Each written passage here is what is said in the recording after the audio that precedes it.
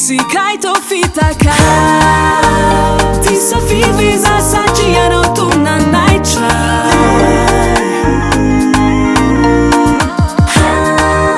kanitsari velan fotsiny hoe ty mevasady raitra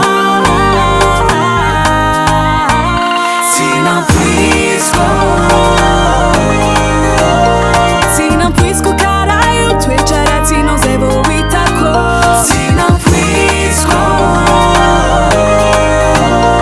fity tsy vokatry ny fonona setrinao ry malalako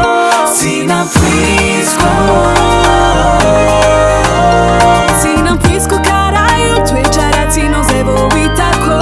tsy nampoiziko fity tsy vokatry ny fonona setrinao ry malalako